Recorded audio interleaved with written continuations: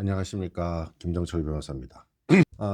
오늘은 이 형사소송법 일부 개정 법률안 김용민 박은정 의원 대표 발의 내용에 대해서 한번 이야기를 하면서 지금 문제가 되고 있는 보안수사권 폐지 논의, 특히 지금 장윤기 사건 등 여러 가지 사건 등에서 제가 최근에 고발한 서영교 의원에 대한 고발이 불송치 결정이 나고 이거에 대해서 불복할 수 있는 방법이 별로 없다는 사실, 그거에 대해서도 말씀드린 바 있죠. 이런 부분에 대해서 한번 종합적으로 제가 이야기를 좀 해보려고 합니다. 보안수사권의 지금 문제는 이제 여기 개정안의 내용을 보게 되면 형사사법의 체계가 완전히 붕괴되게 만들어졌다는 겁니다. 여기 보면 이제 공소청법으로 만들었잖아요. 그리고 중대범죄수사는 중대범죄수사청이라고 하는 걸 별개로 만들었는데 사실 지금 중대범죄수사청이 제대로 출범하기도 굉장히 어려운 상황입니다. 그리고 헌법에 검찰총장이라고 써 있는 거를 공소청장으로 바꿔가지고 할 것이냐. 그래서 그건 그대로 두겠다. 이런 얘기를 하고 있지만 결국은 실질적으로는 공소청법을 만들고 검사를 전부 공소기관으로만 만들겠다는 거잖아요. 그래서 검사라는 명칭을 쓰고 있지만 공소 제기만 하도록 하겠다 이겁니다. 이 개정안의 내용의 이제 본질은 결국은 검찰청을 폐지하고 실질적으로 검사의 직접 보안 수사권, 직접 수사권 및 보안 수사권을 모두 폐지하겠다는 겁니다. 바로 여기에 대한 내용이죠. 전면 폐지하고 수사의 주체를 사법경찰관으로 일원화하겠다. 이것이 이제 여기의 핵심입니다.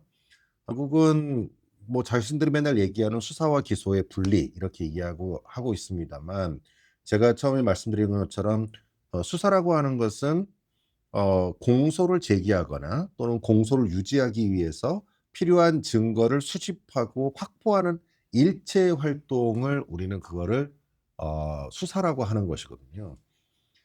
그렇기 때문에 증거를 확보하는 것인데 경찰이 검사에게 넘기고 검사가 기소하는 그 사이에 그 사이 기간 동안 기소하는 그 사이 기간 동안 검사는 증거를 수집하지 말라라는 뜻입니다.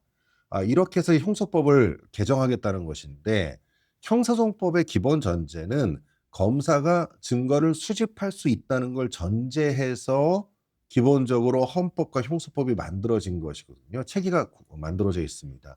따라서 이렇게 바꾸다 보면 형사소송법에 대한 전반적인 모든 체계를 바꿔야 되기 때문에 그런 부분에 대한 문제점들을 좀 이야기해 보고자 합니다.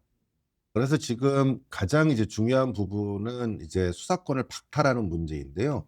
요 앞에는 이제 기본적으로 문구를 바꾸는 겁니다. 그런데 대부분의 내용은요, 다 이렇게 한자를 한글로 바꾼다. 마치 법을 많이 바꾼 것처럼 보이잖아요.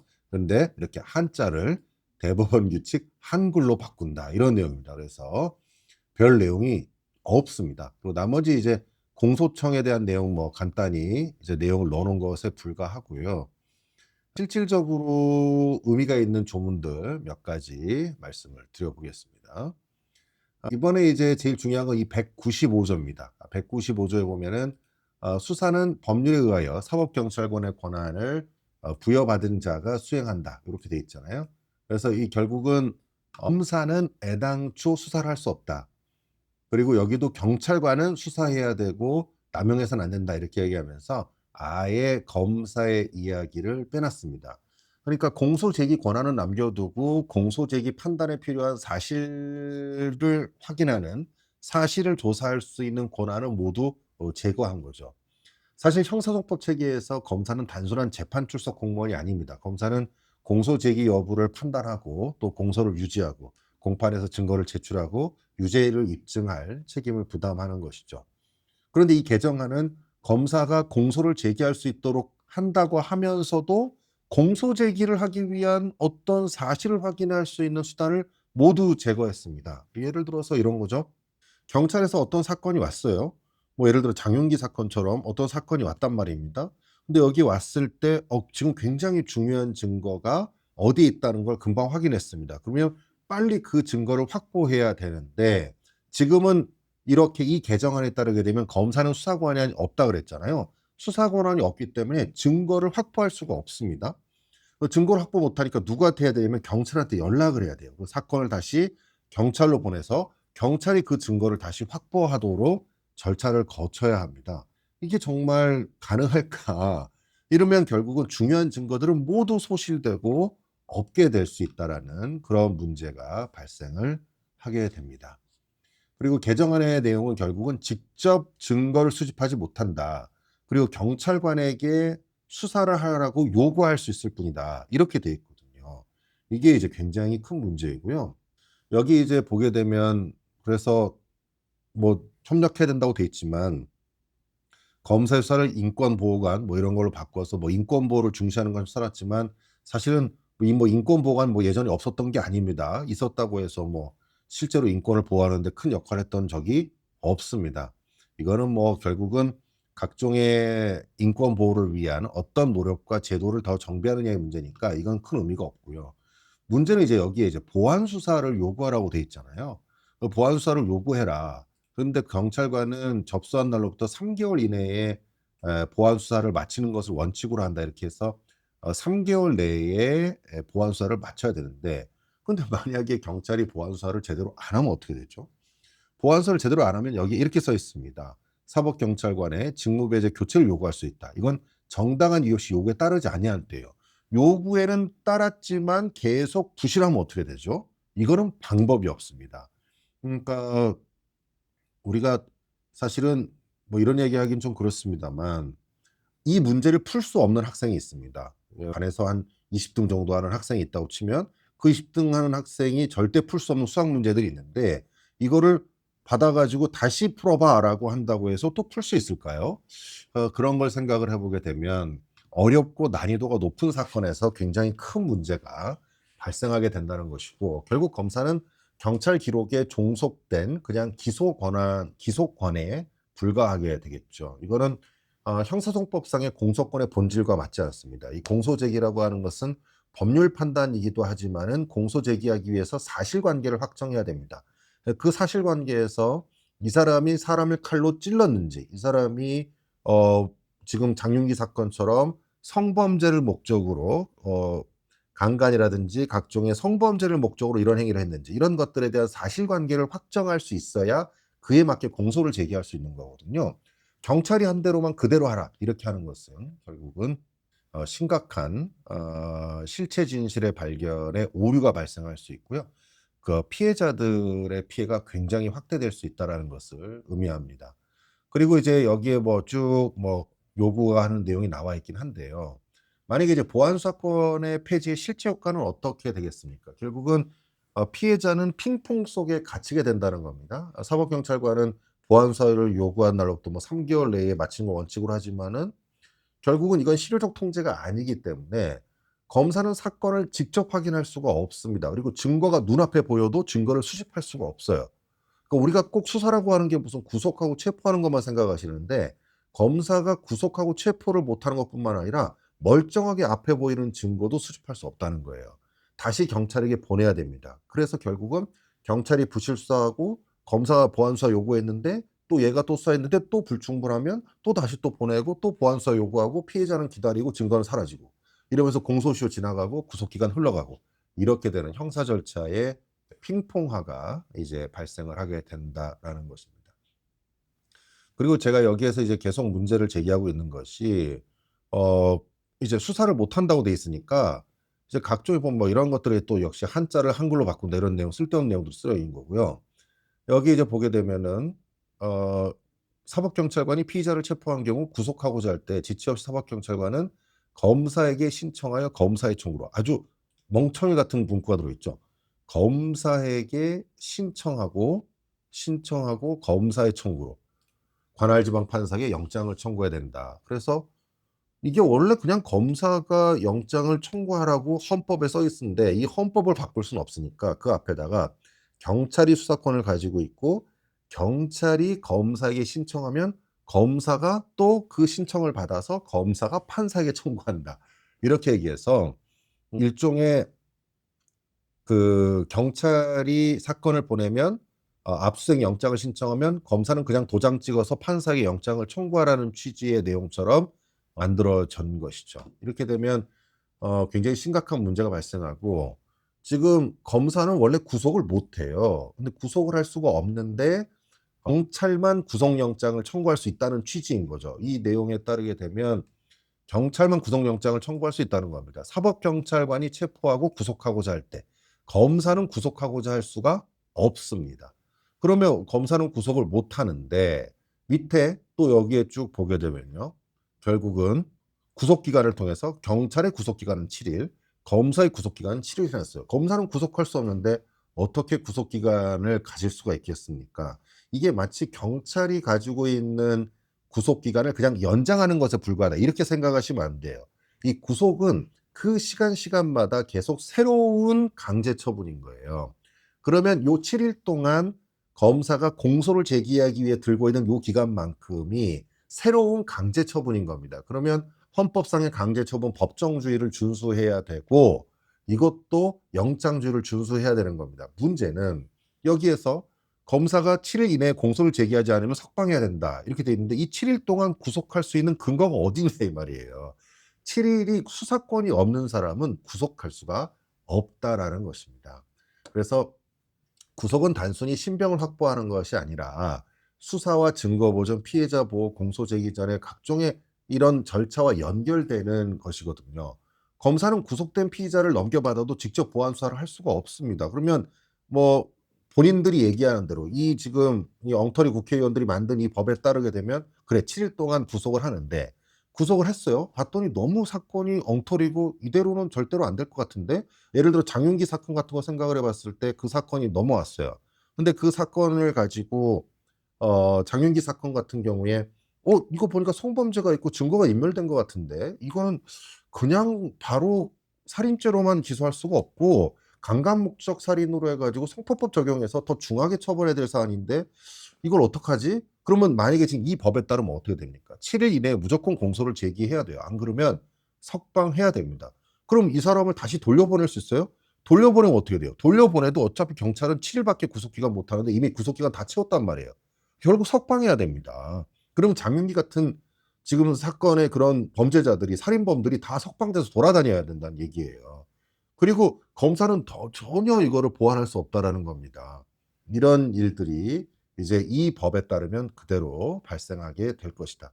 그리고 이거 다 위헌입니다. 제가 계속 말씀드리지만은 검사가 이 7일 동안 구속할 수 있는 법적 권한이 없다라는 것입니다. 우리가 왜 다른 여러 가지 행정법규에서 다른 법률에서 구속할 수 있다라는 내용이 없겠어요. 법만 만들면 되니까 그냥 법으로 예를 들어 법에 의해서 관세청장은 누구누구를 구속할 수 있다 이렇게 써놓으면 구속할 수 있는 건가요? 아니에요. 구속이라고 하는 것은 강제 수사이고 그 수사의 권한을 가진 적법한 수사기관만이 할 수 있도록 되어 있는 것입니다. 그것이 헌법의 정신에 의한 거예요.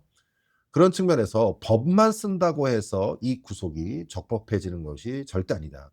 그러면서 자기들은 이제 여기에 뭐 공수처가 있으니까 공수처가 구속하면 7일 이내에 검사가 인치하지 않으면 석방해야 한다 이렇게 써놨잖아요.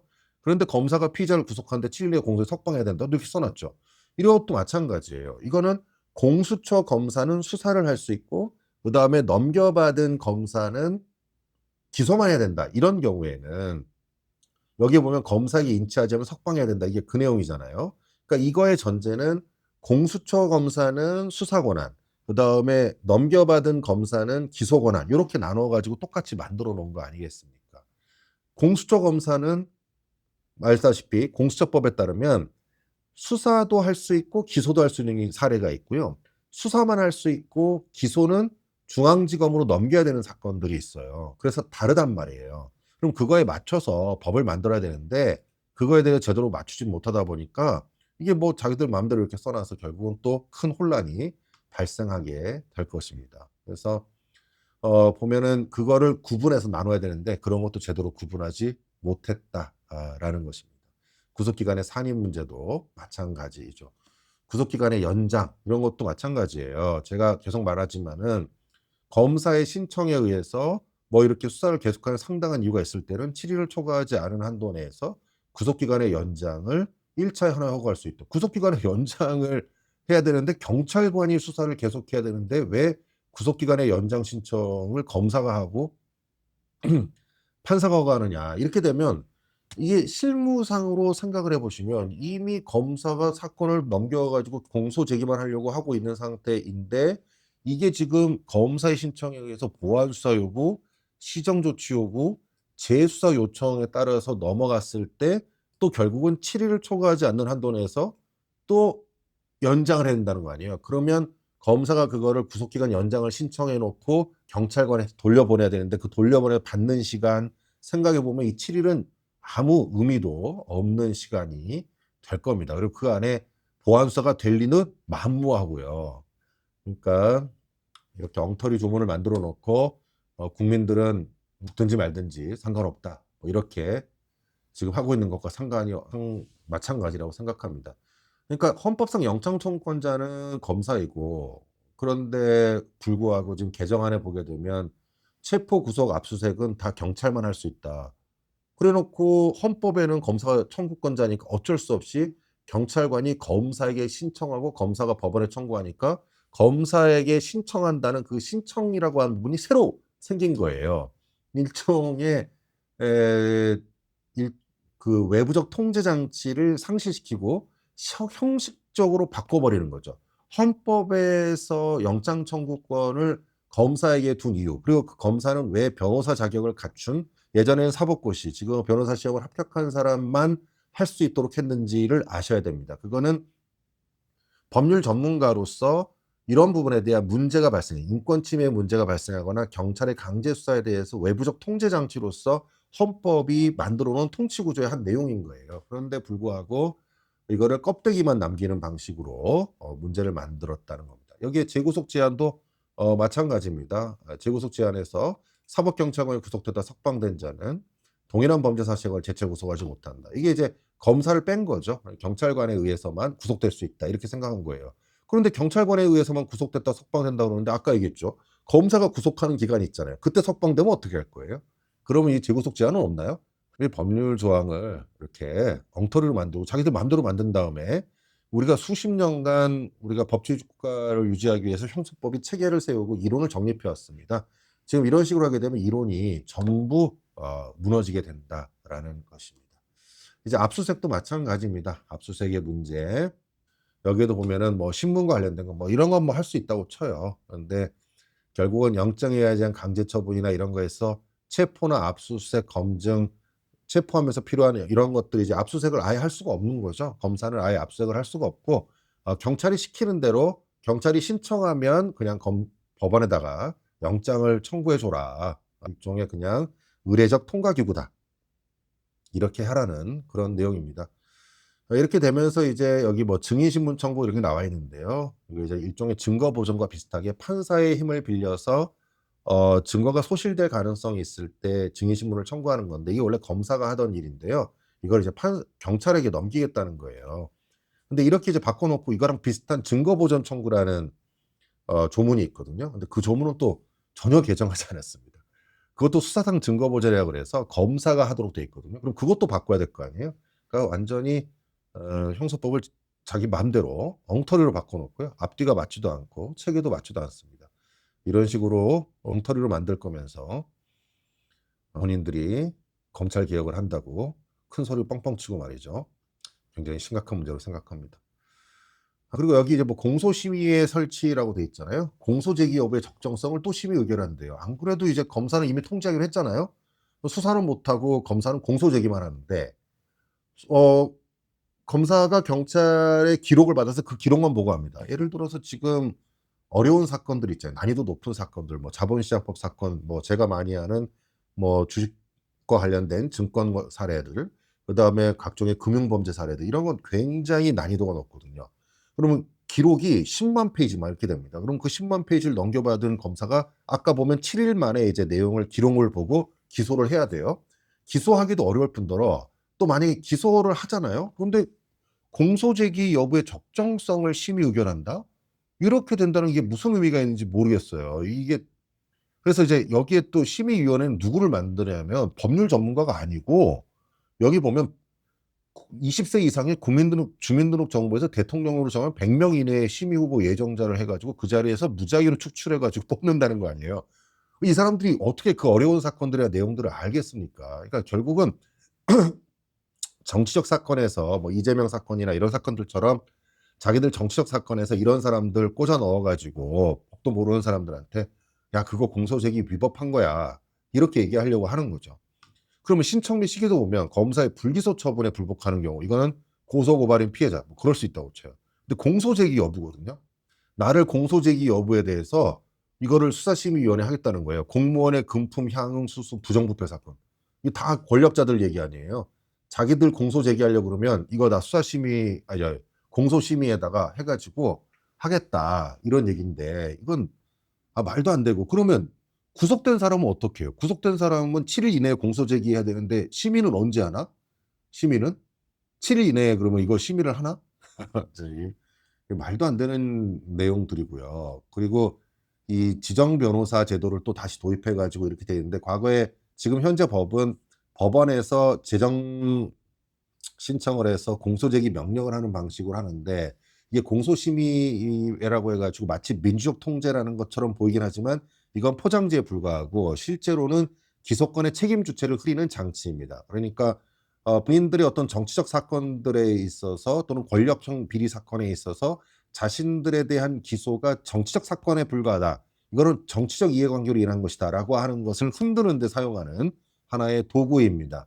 자신들을 위한 내용들을 여기에다가 마치 다른 조직폭력, 마약, 살인 뭐 이런 사건들을 여기다 쓱 집어넣어 가지고 마치 어떤 공소심의에 대한 민주적 통제를 하는 것처럼 국민들을 속이고 호도하고 있는 것입니다.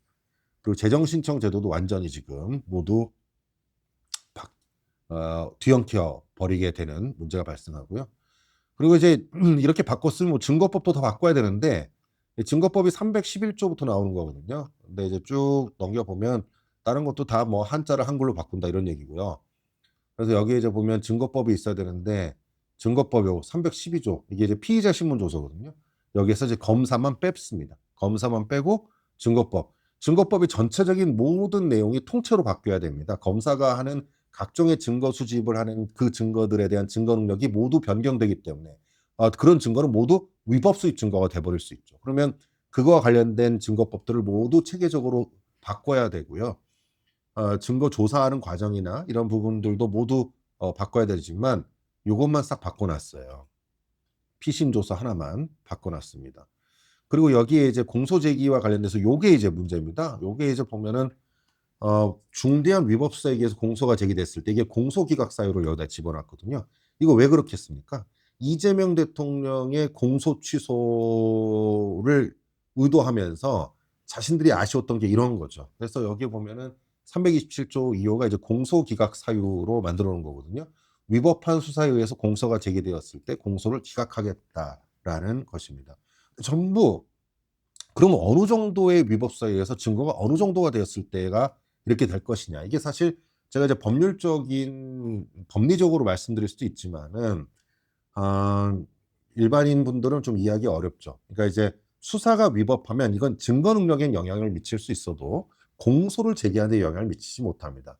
그러면 수사가 전체가 공소 제기를 전부 위법하다고 볼 정도로 함정 수사를 해 가지고 수사의 전반적인 모든 내용들이 위법할 때 이 경우에만 비로소 이런 공소 기각까지 할 수 있는 것인데 여기다 요런 식으로 넣어 놓게 되면 결국은 지나친 추상성으로 인해 가지고 법정이 굉장히 혼란해지고 혼탁해질 수 있습니다. 그리고 이미 지금 위법한 수사가 될 가능성이 굉장히 높기 때문에 공소기각 다툼의 쟁점으로 법원의 재판이 굉장히 어려워질 수 있겠다라는 생각이 들고요. 특히 중대범죄 사건들의 공판 지연 장치로 될 수 있겠습니다. 특히 이재명 대통령 사건과 같은 또 정치인들 자기들 사건에서는 자기들은 모두 위법한 수사라고 얘기할 거 아니에요. 그러면서 이것이 공소기각 사유라고 얘기하면서 정치적 쟁점으로 만들 것으로 보여집니다. 그래서 저는 이 보안 사건 폐지는 결국은 검찰 권한의 축소가 아니라 피해자의 권리를 축소합니다. 그리고 강자는 더욱 강하게, 약자는 더욱 약하게. 그리고 수사와 기소 분리는 머릿속으로는 가능한 것처럼 보이지만 실질적으로는 수사와 기소는 분리 자체가 불가능한 개념이라고 보시면 됩니다. 그래서 전 세계 어느 나라도 수사와 기소를 완전히 분리해서 너는 수사만 하고 너는 기소만 해. 이렇게 하는 경우는 없다라는 것입니다. 그것이 적절하지도 않고 바람직하지도 않습니다. 기소를 한다는 것은 기본적으로 사실관계를 확정하는 단계가 있어야 되기 때문에 직접 확인해야 되는 경우도 있다는 거예요. 그리고 헌법상의 영장 청구권을 형식화하고 경찰의 강제수사 통제 기능을 약화시키는 지금 개정안이 이루어지고 있고요. 아까 공소심의위원회, 지정 변호사 제도, 이걸로 기소권의 책임 주체를 흔들어 버렸다라는 것입니다. 그다음에 재정 신청과 재수사 구조 제도를 보게 되면 피해자가 한번 그 불기소 처분을 받거나 불송치 결정을 받으면 계속 뺑뺑이 도는 미로를 만들어 놨습니다. 그래서 피해자는 이제 빠져나올 수 없는 미로 속에 갇히게 될 것이다. 경찰의 수실, 부실 수사, 은폐, 유착 이런 거 이제 찾아내기 어렵습니다. 이런 것들을 우리가 모두 확인해 봤을 때 지금 이러한 개정안들은 굉장히 심각한 문제를 초래하게 될 것이다라는 것을 마지막으로 말씀드리겠습니다. 사실 그 외에도 전반적으로 이걸 다 지적해 보게 되면 워낙 엉터리 법률이어 가지고요. 사실 해설의 의미도 없습니다. 그러나 국민 여러분들이 이 내용의 기본적인 틀이라도 알고 있어야지 '아, 저 사람들이 이렇게 지금 대한민국을 망치고 있구나. 그리고 나중에 저 사람들 반드시 책임지게 만들어야겠구나.' 그리고 아까 여기에는 이 12명 있잖아요. 그리고 나중에 이 법안에 만약에 찬성하고 동의한 사람들 다 기억해야 됩니다. 이런 사람들 다 기억해서요. 나중에 다 특검의 대상이 되거나 이 사람들을 전부 처벌되도록 만들어야 됩니다. 이거는 굉장히 심각한 문제고요. 대한민국의 법치를 죽이는 것이다라고 말씀드리겠습니다. 제가 강의 내용 최대한 좀 쉽게 하려고 했습니다만 도움이 되셨는지 모르겠습니다. 대한민국의 올바른 법치주의가 확립될 수 있도록 저도 역시 끝까지 최선을 다하도록 하겠습니다. 지금까지 얘기 들어서 대단히 감사합니다.